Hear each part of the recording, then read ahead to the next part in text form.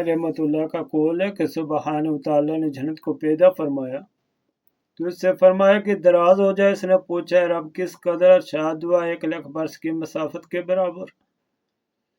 वो दराज हुई। फिर अरशाद फरमाया मजीद दराज हो जाए। इसने पूछा, किस कदर अरशाद हुआ कि मेरी रहमत के अंदाजे से दराज हो जाए। अब जन्नत अबद तक दराज होती रहेगी, इसका कहीं सिरा नहीं, जैसा कि अल्लाह की रहमत का कहीं सिरा नहीं। आका सल्लल्लाहु अलैहि वसल्लम ने फरमाया कि क़यामत के दिन जब जन्नती जन्नत में चले जाएंगे तो उसकी दोज़ख में तो मौत को एक दुम्बे की शक्ल में लाया जाएगा और मनादी पकारेगा, ए जन्नतियों चढ़ के देखो, ए जन्मियों चढ़ के देखो। सब के सब बुलंद मकामात पर चढ़ कर देखेंगे। ऐसे पूछा जाएगा, क्या तुम जानते हो ये क्या है? वो कहेंगे, क्यों नहीं, ये वही मौत है जो दुनिया की जिंदगी में भाई को भाई से जुदा किया, माँ से बेटे को जुदा किया। अलगा शहरों के शहर वीरान हुए, बस्ती की बस्तियां उजड़ी। फिर मौत को जन्नत और दोज़ख के दरमियान ज़िबा कर दिया जाएगा।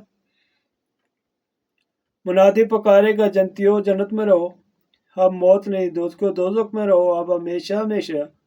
अब मौत नहीं, दोज़खियों पर बड़ी असरत होगी। जन्नती बेइंतहा खुश होंगे। हाक ताला इनके लिए हौरियीन को भेजेगा जो हमद खुदाबंदी करेंगी। वो जन्नत के बागों में सफ़ेद मोती के ईवान में, जिसका तोल 100 बरस की रहा, अर्ज 50 बरस की रहा।